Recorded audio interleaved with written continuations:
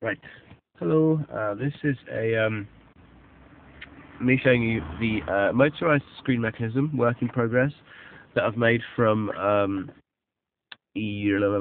electric window slider from a Peugeot something 407 or something like that, which uses a DC motor which pulls a cable which pulls the slider up, and then another cable which pulls it down. So we've got nice sort of smooth action, and obviously the advantage of being able to bend the cable into shape and hide the motor away. Don't know if you can see. It's pretty tight in there. You can just see the bolt of the motor that I've temporarily sort of stashed down there until I find a better place for it. It uses a double pole, double throw switch, which is wired, so it's up is like positive, and then down is just reversed. So the motor goes backwards and forwards, which obviously pulls the cable up and down through a couple of 6-volt voltage regulators, which I use 6 volts because I had them, and also it makes a nice smooth action, more controlled, as opposed to just sort of shoots out of the dash.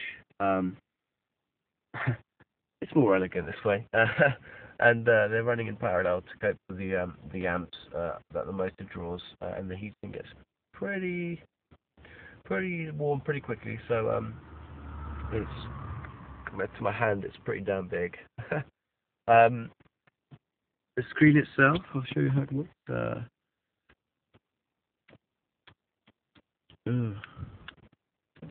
Here we go. It goes up pretty nicely. You can see the rail here. It's from the electric window mechanism. There's a couple of micro switches. One at the bottom here,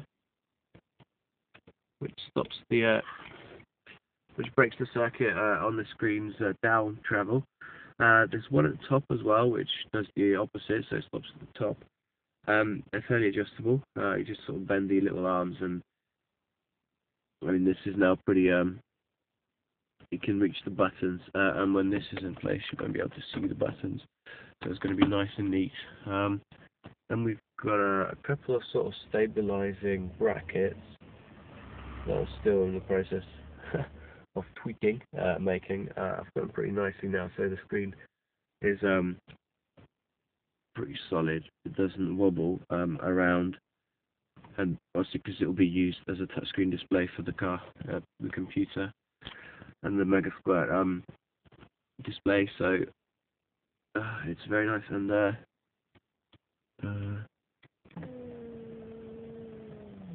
goes down, stops. So there's no risk of overheating the voltage regulators, because the micro switch just cuts the power. I'll be able to see down there the second micro switch, a little bent arm, and as the screen comes up, the back of the bracket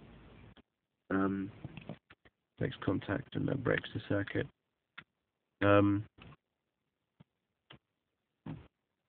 What else is there to tell you? The part that the screen itself is mounted to, I've made from thin gauge steel, and used a tripod. Well, the screen had a tripod size bush at the bottom of it, so that mounts nicely on there. And the metal, you can obviously see around the back of it as well. Let's see if we can see around the back of it. Just sort of folded nicely over the edges of the rail. So there's not much play. It's very good. Not much play on the actual sort of slider at all. And also the way it's mounted is the whole rail was bent it into a U shape. I welded it in the bottom. You can see there. And then mounted it to the bottom of the frame where the vents pop into, with quite a few bolts. And there's one bolt at the back. It's not very pretty at the moment, but it works. And see, I'm going to be hiding that. The motor itself is hidden around the bottom here. You probably can't see, but just the bottom right. And the space for the screen, I managed to make space by chopping up the original vents ducting and fiberglassing a little bit of flexible pipe into the original duct, so it just fits. Just sort of clears the moving parts, and the wiring is it to be tidied up. It works. There we go.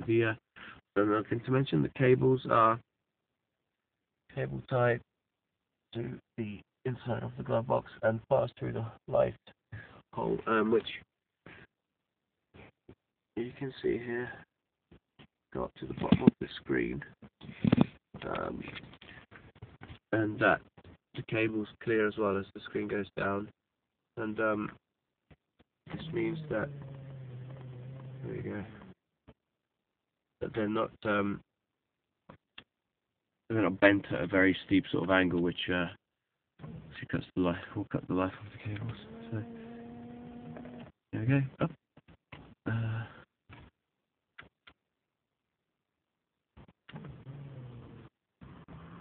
and down. Very slow. More work to be done on that. I think it's the voltage regulators playing.